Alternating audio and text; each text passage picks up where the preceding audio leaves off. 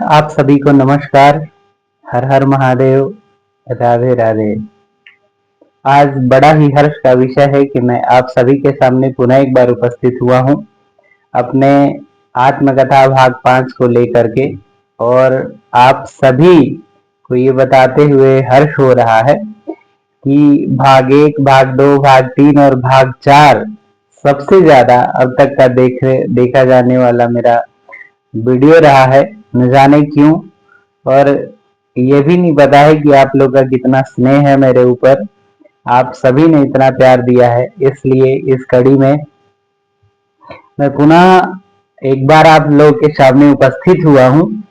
और आप सभी का मैं बहुत बहुत आभारी हूँ कि आप सभी ने इस प्रकार का सहयोग किया है। और आप सभी को बताते हुए हर्ष हो रहा है कि ये हमारी सोच रही है। अपना पर्सनली हमने ये विचार किया कि हम अपनी बातों को बताएंगे या ऐसे रिकॉर्ड करके रख लेंगे अपने चैनल में। कभी मन हुआ कि पिछली चीजों को सुनने का, जानने का, तो वो रहेगी। क्योंकि बदलते वक्त के साथ, समय के साथ सब कुछ छूटता चला जाता है। आप चाह के भी उसको समेट नहीं सकते। इसलिए हमारे मन में ये विचार आया। देखिए, कुछ लोग उसको संग्रहण करने के लिए फोटो आदि खींच के रख लेते हैं। क्या है कि वो एल्बम में रहता है, लेकिन धीरे धीरे पुराना होता चला जाता है। नई चीजों को लोग रखते हैं। तो ऐसे हमने सोचा कि YouTube एक ऐसा जरिया है और ऐसा एक सेवा प्रदान कर रहा है कि आप उसमें कोई भी वीडियो स्टोर करके रख सकते हैं। तो ये हमारे लिए सौभाग्य की बात है। तो हमने यह विचार करके इस वीडियो को बनाया है। और इसमें किसी के लिए भी अगर कुछ भी मेरे द्वारा शब्दों से आघात होता है या कुछ भी ऐसा मेरी वाणी के द्वारा किसी का वो होता है, तो उसके लिए मैं क्षमा प्रार्थी हूँ। और इस भाग 5 में मैं आप लोगों के सामने उपस्थित हूँ। भाग 4 में मैंने अपने बनारस के जीवन के बारे में बताया, अपने दोस्त के बारे में बताया जो विवेक शुक्ला जी और उनकी फैमिली। और फिर मैं जहाँ रहता था वहाँ के मकान मालिक डॉक्टर राधे श्याम सिंह जी, उषा सिंह जी, और जो आंटी जी मैं कहा करता था, उनकी फैमिली, उनका सहयोग और मेरा जीवन जो कि किसी लक्ष्य को लेकर के एकदम मैं सक्रिय था कि नहीं, उसे अब कैसे भी पाना हो। तो उस पाने में जो एक मुख्य अदा निभाए लोग, वो सारे लोग जिन्होंने मुझे ताने मारे, वो सारे लोग जिन्होंने मेरे ऊपर टोंट कसा, वो बहुत सारे ऐसे भी चाहने वाले थे जिन्होंने यहां तक कह दिया कि अब अगर नेट नहीं तो बातें नहीं होंगी। कुछ इस प्रकार का भी त्याग रहा है जो मैं आज आप सभी के सामने बता रहा हूं कि बहुत सारे लोगों ने इस प्रकार भी कह दिया कि अब अगर नेट नहीं हुआ तो हम आपसे अब बात नहीं करेंगे। तो अब तो ये जो चीजें लक्ष्य थी, अब वो जिद हो गई कि नेट होगा कैसे नहीं। और उसके लिए फिर हमने परिश्रम करना प्रारंभ किया, सारी चीजों को छोड़ दिया, सब चीजों को साइड कर दिया, मिलना जुलना जितनी भी चीजें थी सब बंद कर दिया और एक जगह स्थिर होकर के केवल और केवल एक ही कार्य था, पढ़ाई। जब आप कभी भी अपना सर्वस्व समर्पित कर देते हैं तो वह हरिहर ठाकुर जी आवश्यक रूप से जो देखते हैं और उसका फल देते हैं। और वो फल स्वरूप में मुझे प्राप्त हुआ। उसमें मैं भाग 4 में आप लोगों को बताया था कि एक ऐसी शख्सियत है जिनका बहुत बड़ा योगदान रहा है मेरे इस कैरियर में, मेरे इस मुकाम में, मुझे यहाँ तक पहुंचाने में। और वो शख्सियत है मेरे परम पूज्य बड़े पिताश्री डॉक्टर कमला शंकर त्रिपाठी जी। लखनऊ में निवास है और आप जो है लखनऊ डिग्री कॉलेज में रिटायर्ड प्रोफेसर हिंदी विभाग के। और अनेकों सारे सम्मान मिले उन्हें हिंदी साहित्य से, और मैं गिना नहीं सकता। तो उनको देख करके मुझे प्रेरणा मिलती रही और हर समय वो डांटते रहे, बताते रहे कि देखो यहाँ कमियां हैं, इसे सुधार करो। तो जब कोई चीज वो बताते थे, समझाते थे, तो उनको बड़ी बारीकियों से मैं सुनता था और उनका सहयोग ज्ञान के क्षेत्र में तो विशद था ही। कभी उस समय की जरूरतें जो पड़ती थी धन के लिए, तो धन का भी सहयोग करते थे। बड़ी माँ जो अभी इस दुनिया में नहीं है, मैं उनको भी प्रणाम करता हूँ। उनका बहुत सहयोग रहा है मेरे कैरियर में, मेरे पढ़ाई के क्षेत्र में। जिस भी प्रकार से जब कभी भी मैं लखनऊ जाता था, माँ बड़े पिताजी से बिना बताए कुछ इतना द्रव्य हमको देती थी कि मैं उसको बता नहीं सकता, कि मेरी पढ़ाई हो जाए, मेरी महीने का मानिए कुछ आने जाने का हो जाए, कुछ खाना पीने का हो जाए, वो बड़े पिताजी से हटके देती थी और बड़े पिताजी से अलग दिलाती थी। तो इस तरह का मातृवत स्नेह और सही सही मायने में एकदम ही ममतामयी थी, बड़ी ही सरल हृदया थी। और जब तक रही वो बहुत ही सहयोग किया करती थी, क्योंकि आर्थिक स्थितियां उस समय बहुत अच्छी नहीं थी। उनको भी मैं सत सत प्रणाम करता हूँ। और मेरे इस सफलता के मार्ग में जो सफलता की के रूप में कह लीजिए, मेरे परम पूज्य बड़े पिताश्री, मैं आपको भी बार बार प्रणाम करता हूँ कि यह जीवन आपका ऋणी है, क्योंकि आपने सही दिशा निर्देशन दिया, सही मार्गदर्शन किया। और हर समय, चाहे वो बात रिसर्च की हो, चाहे बात नेट की हो, या फिर कोई नौकरी की हो, कोई फार्म भरे कि नहीं, उसके लिए क्या तैयारी कर रहे हो, कैसे करना है, क्या करना है, ये हर समय दिशा निर्देश दिया करते थे। और आप सभी को बता दें कि मैं अपने जीवन का पहला रिसर्च पेपर बड़े पिताजी के ही दिशा निर्देशन या मार्ग निर्देशन में, या यूं कह लीजिए कि उनके ही सानिध्य में मैंने लिखा। मानव वेदना की चुनौती, हिंदी पे एक बहुत बड़ा सेमिनार था, उसका जो टॉपिक था, और उस टॉपिक पे मैंने पहली बार रिसर्च लिखा था। और उसके लिए मैं विशेषकर छुट्टी लेकर के लखनऊ गया था और 4-5 दिन रह करके मैंने उनसे उनका समय लिया और उनका मार्गदर्शन लिया। उन्होंने इस प्रकार का सहयोग किया कि मैं क्या बताऊं। फिर मैं जान पाया कि कैसे रिसर्च पेपर लिखा जाता है, उसमें किन किन बातों का ध्यान रखा जाता है, बहुत सारी चीजों का मार्गदर्शन किया करते थे वो। आज ये समझ में आता है कि जो छोटी से छोटी बातें हैं, जो वो बताते थे, जो वो समझाते थे, उन पर बड़ा ही विचार करना सबको चाहिए, क्योंकि उन्होंने सबके लिए किया है। एक बात और भी बता दें आप सभी शुद्धिजनों को, कि कहीं पढ़ा था हमने कि कभी बुजुर्गों के पास भी बैठा करो, हर ज्ञान गूगल बाबा के पास नहीं मिलता। ये चीजें हमने जीवन में पहले ही आत्मसात कर लिया।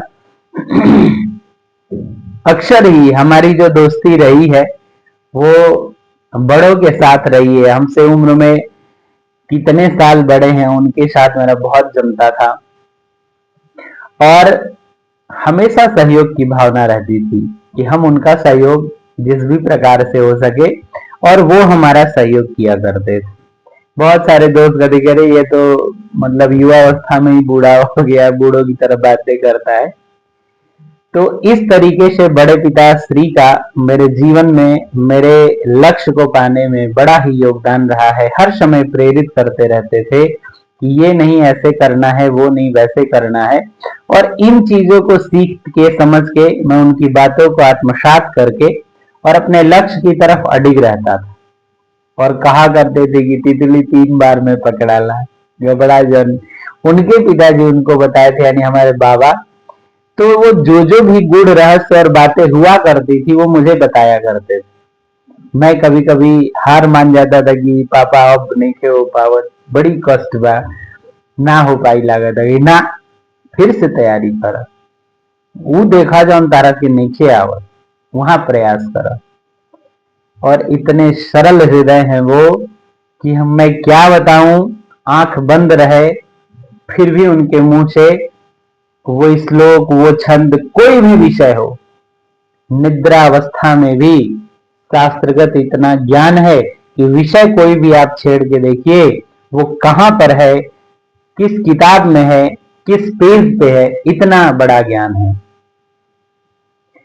उनके घर में एक बहुत बड़ी लाइब्रेरी है जो मैं बता नहीं सकता, उसमें लाखों लाखों की किताबें हैं और उस लाइब्रेरी में लाखों किताबें होंगी, लेकिन उन किताबों में कौन सी किताब कितने नंबर पे कहां मिलेगी और उसके किस पेज में क्या लिखा है, इतना अंदर तक का ज्ञान बीड़ा वादनी की ही कृपा है कि इस अवस्था में भी इतना गूढ़ ज्ञान, यानी जिसने अपनी साधना को प्रबल किया है, जिसने अपने को तपाया है, किसी बुरे कार्यों में नहीं लगाया, हमेशा किसी का सहयोग किया, अनवरत अपना जीवन पठन पाठन अध्ययन अध्यापन में ही करते चले गए, तो आज उसके फलस्वरूप यह ज्ञान प्राप्त हुआ है। इसलिए मैं आप सभी से उनका परिचय करवाया। कभी मौका मिलेगा तो मैं आप लोगों से रूबरू भी करवाऊंगा। और इस प्रकार से 19 के का परिणाम जो रहा उसमें मैंने सफलता प्राप्त किया और सफलता प्राप्त करने के पश्चात अनेक सौ बधाई और शुभकामनाएं मिली, दोस्तों का प्यार मिला, साथ मिला और तब जाकर के मन में यह विचार आया कि हाँ, अब जो मैं हूं वो बराबरी कर लिया हूं। तो किसी समाज में या अपने दोस्तों के बीच में जाने से कतराता नहीं था, अब लोगों से मिलने लगा, क्योंकि मेरा पीएचडी का 3 साल पूरा हो गया था और जो मेरे पास मूल आवश्यकता की चीजें थी, नेट, वो भी मिल गया महादेव जी की कृपा से, आप सबके सहयोग से। उसमें बहुत ज्यादा जो योगदान रहा तिवारी जी का, जो किताबों को एकदम चटवाते थे, इतना पढ़ाते थे कि श्लोक को फाड़ देते थे, इतना विस्तार करते थे कि वो शब्द अक्षरशः आपके हृदय में बैठ जाएंगे। वेदांत सार, सांख्य कारिका, दर्शन, दर्शनों में षड दर्शन और मतलब साहित्य में भी उन्होंने काव्य प्रकाश पढ़ाया, साहित्य दर्पण पढ़ाया और भी जो चीजें थी उनके अधिकार क्षेत्र में, अलंकार सर्वस्व पढ़ाए, वो जो उनके अधिकार क्षेत्र में थी, जिन जिन विषयों का उन पर अधिकार था, उनका अधिकार था, बहुत अच्छे तरीके से उन्होंने बताया। मैं उनका भी आभार प्रकट करता हूं कि सर जी अगर आप नहीं होते तो मेरा क्या होता। तो इस डूबते को एक तिनके का सहारा मिला और वो हैं आप तिवारी जी। मैं आपको भी बार बार प्रणाम करता हूं, क्योंकि मुझे लगता है कि कहीं ना कहीं कोई ना कोई प्रारब्ध तो रहा होगा जो आप मुझे हर तरह से प्रेरित करते रहे, हर तरह से सहयोग करते रहे, और जो संबंध भी इतना मजबूत है, इतना पूर्व का है कि वह शब्दों में बयान नहीं किया जा सकता। इसके पश्चात जो है मैं बहुत ही प्रसन्न हुआ और जिन जिन लोगों ने मुझे यह चुनौतियां दी थी, मैं उनको भी फोन करके प्रणाम किया और उन सभी लोगों को मैंने बताया। बहुत सारे लोग स्वयं जान करके फोन किए कि इस बार निकल गया, उसके लिए बधाई, या ये ऐसे जिस भी प्रकार से जिसका हुआ। और समयांतराल के पश्चात 2020 का मार्च और मार्च के पश्चात जो है कोविड-19 आया।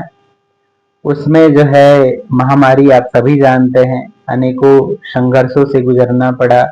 20 का नवंबर में मैं मतलब विगत कुछ महीने गांव पे बिताया। उस समय गांव पे रहने का एक लाभ ये मिला कि सबके सहयोग से एक झारखंडी महादेव, जो हमारे बाबा पुराने वाले सबसे बड़े वाले बाबा, एक शंकर जी के का मतलब पिंड ले आकर के और पूजन पाठ किया करते थे, बहुत 100 साल पहले की बात। वो झारखंडी महादेव आज भी हम लोग के गांव में प्रसिद्ध हैं।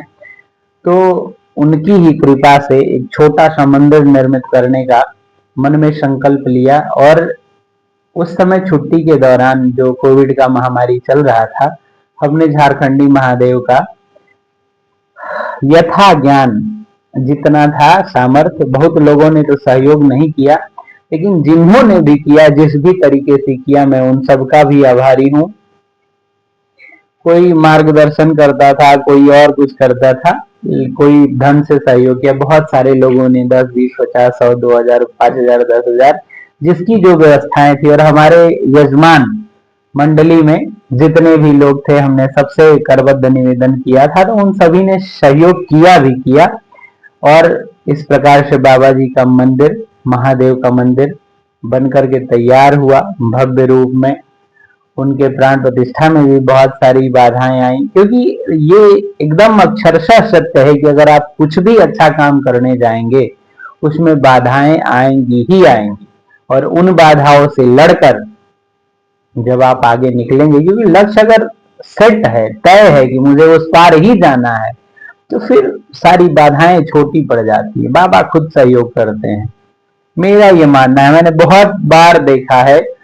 उस मंदिर की प्रतिष्ठा का एक दृष्टांत बता रहा हूँ कि बहुत सारे पैसे लग गए, नहीं ज्ञात था कि इतना सारा लगेगा।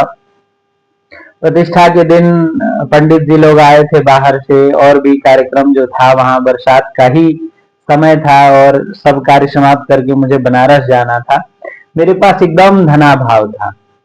मंदिर पे चढ़े, हम सारे ब्राह्मण देवताओं लोग का आवाहन हो गया था, पूजा अनुष्ठान की विधि व्यवस्था तैयारियां हो गई थी, पूरे गांव के जो भी लोग थे वो सहयोग के लिए खड़े थे। लेकिन अब बनवाने में बहुत सारे लोग सहयोग किए थे, तो मैं किससे कहूँ कि भैया आप धन दीजिए, ये कार्यक्रम है चाहे, तो कुछ वैसा किया नहीं, और नहीं उतना ज्ञान था। अब है ना कि कमेटियां बन जाती हैं, और सचिव हो जाते हैं, ये वित्त सचिव है, मंत्री हैं, ये करेंगे, कोई नहीं। मैंने, मेरा मन का संकल्प था, मैंने किया। और इसके पश्चात उस समय 200 रुपए में पैकेट में था, जब मैं मंदिर में पहुंचा और भगवान के यहाँ सर झुका के प्रणाम किया कि बाबा अब आज की इज्जत जो भी है सब आपके हाथ में। पूजन प्रारंभ हो गया, सारी व्यवस्थाएं बनने लगी, और कुछ ही समय के बाद, घंटे 2 घंटे में मैंने देखा कि मेरे पास 10,000 रुपए थे। वो जो ग्रामीण जन थे, जो भी लोग आए बाहर से, उन्होंने मेरा सहयोग किया, न जाने क्योंकि ये बाबा के लिए मेरा भी सहयोग राशि है, ये मेरा है, ऐसे करके बहुत सारे पैसे। तो वो मैं मान गया कि क्या मेरी स्थिति थी, और मैंने बाबा को माना कि उनकी ये सामर्थ्य है, उनकी ये शक्ति है, और उनकी ये व्यवस्था है जो मेरे द्वारा पूर्ण हो रही है, तो उन्होंने ही सब कुछ उपलब्ध करवाया। तो हम आप सभी ग्राम वासियों के भी बहुत आभारी हैं, जिन्होंने जिस प्रकार से भी सहयोग किया, उसके निर्माण में जो मिस्त्री मजदूर या समस्त ग्रामीण जन जो सेवा के रूप में सेवा किए, उन सभी का भी मैं आभारी हूँ। और मैं महादेव जी से, झारखंडी महादेव जी से प्रार्थना करता हूँ कि आप जहां भी जिस भी तरीके से हो, बाबा आपकी हर मनोकामनाओं को पूर्ण करते रहें। और इस प्रकार 2020 की समाप्ति हुई, 20 और 21 का प्रारंभ हुआ। 21 के प्रारंभ में मैं तैयारी के लिए इलाहाबाद कुछ समय तक रहा था, और इलाहाबाद के पश्चात फिर से वो कोविड का जो प्रकोप था, सेकेंड वेव, बहुत तेजी से बढ़ने लगा, और हमें लग रहा है कि फरवरी के बाद से फिर से बंद होने की घोषणाएं होने लगी, और पुनः मुझे 2-3 महीने में ही वहां से घर वापसी होना पड़ा। मैं भी कोविड का शिकार हो गया, मेरी पूरा परिवार ही शिकार था, और ठाकुर जी की कृपा से कोई हानि नहीं हुआ। अनेकों समस्याएं आई, बहुत सारे धन व्यय हुए, तमाम तरह की बातें आई, लेकिन सब कुछ मंगल रहा, सब कुछ मंगल रहा। सबको हो गया था, लेकिन सब कोई बचे हैं, सब सुरक्षित हैं, सब बाबा की कृपा से चल रहा है। 21 के अक्टूबर नवंबर से फिर से धीरे धीरे व्यवस्थाएं सुलभ होने लगी। उस समय थाली और घंटी बजाने वाली जो व्यवस्था थी, वो सारे लागू हुए, ये वे तमाम तरह की गांव में बातें चला कर दी थी। कभी और डिस्कस करेंगे। और एक और बात मैं बताना चाह रहा हूं कि इतने वर्षों की बातें हैं, इतने वर्षों की बातें हैं, इतने लोगों से मिलना जुलना है, तो उसे 20 मिनट में नहीं बताया जा सकता, नहीं समझा। मैं बहुत संक्षेप में अपनी बातों को बताता हूं कि कुछ और न हो जाए। और एक मजेदार बात यह है कि इन वीडियो जब भी हमने भाग 4 जितने बनाए, सब में सबके दिशा निर्देश प्राप्त हुए, खास तौर से हमारे मित्रों के द्वारा कि इसको और कैसे बेहतर बनाया जा सकता है और क्या इसमें किया जा सकता है। कुछ मित्रों ने गरियाते हुए ये कहा कि हमारा नाम नहीं लिए। तो आप सभी को मैं बता दूं कि भैया आप सभी हमारे स्नेही है, परम मित्र हैं, और यही मित्र है जो अगर थोड़ा भी दाएं बाएं हुआ तो फिर वो एकदम तैयार रहता है कि कैसे मिस्टेक करोगे तुम। तो आपके जब चाहने वाले इस लेवल पे हो तो आप कोई गलती कर ही नहीं सकते। बहुत सारे मित्रों का मार्गदर्शन भी मिला कि किस तरह से इसमें सुधार हो सकता है। कई सारे दोस्तों का फोन भी आया जो अलग अलग स्टेट में रहते हैं, उनका भी मार्गदर्शन मिला कि बहुत अच्छा है जो भी कर रहे हैं, और उसमें हमारा नाम भी जरूर लीजिएगा। और इस तरीके से आप सभी को मैं एक मित्रों के नाम से बनाऊंगा, जितने भी मित्र हैं, तो उन सब का सहयोग रहा। और इस प्रकार से मेरा जो रिसर्च था वो मई में कंप्लीट हो गया और मैंने थीसिस वगैरह जमा कर दिया। जमा करने के पश्चात उसका जो आगे की प्रक्रिया थी वो जाता है जांच करने को, फिर जांच करने के बाद वाइबा वगैरह हुआ। फाइनली मेरे को मई में प्रोविजनल प्राप्त हो गया था, 5 मई को। मैं उसमें अपने गुरुजनों का, अपने सहयोगी मित्रों का, अपने जो भी टाइपिंग किए उन सब का बहुत आभारी हूँ। राहुल भैया, राज भैया और गुड्डू भैया, ये सब मेरे कंप्यूटर क्षेत्र में सहयोगी थे, उन सभी का मैं आभारी हूँ। और उन सभी मित्रों का भी जिन्होंने एकदम प्रेरित करके मेरा थीसिस जमा करवाया। और लास्टली दिसंबर 22 में 16 दिसंबर को दीक्षांत समारोह था और मुझे वह डिग्री राज्यपाल के द्वारा मिली। और उस दिन की परीक्षा, उस दिन की प्रतीक्षा जो थी हमारे जीवन में बहुत पहले से रही। 2008-9 से जब मैं पढ़ता था तो यही सोचता था जब दीक्षांत होता था कि मुझे ये डिग्री लेने का सौभाग्य मिले, और वही हुआ कि राज्यपाल के द्वारा उस समय जितने भी शोधार्थी थे उनको प्रमाण पत्र प्रदान किए गए। तो वह मेरे जीवन की उपलब्धि थी, और कैसा ले करके लगा इसे बता पाना शब्दों में बहुत ही कठिन है। BC sir, professor Hareram Tripathi ji थे उस समय। बहुत ही आनंददायक क्षण था और अलग ही उल्लास था। तो इस प्रकार से ये दोस्तों के सहयोग रूप, ये हमने बाबा विश्वनाथ मानपूर्णा के सहयोग स्वरूप, आशीर्वाद स्वरूप मैंने ये सब कुछ हासिल किया। अब आगे की जर्नी 22 में, मैंने दिसंबर में ये प्राप्त किया था, लेकिन मैं बताऊंगा कि आगे की जर्नी फिर कैसी रही, और बड़ा ही इंटरेस्टिंग है। अगर आप सुनेंगे तो आप विचार करेंगे कि सच में कोई साधक हो तो उसे कितनी परीक्षाएं देनी पड़ती हैं। तो अगर मजबूत इरादे हो, हौसलों में उड़ान हो, तो कोई भी चीजें मुश्किल नहीं होती। आप लोगों ने भी सुना होगा कि खुद ही को कर बुलंद इतना कि खुदा भी आगे पूछे कि बंदे बता तेरी रजा क्या है। इन चंद शब्दों के साथ मैं अपनी बाड़ी को विराम देना चाहूंगा और फिर आपसे नेक्स्ट पार्ट में मिलूंगा। तब तक के लिए सादर धन्यवाद।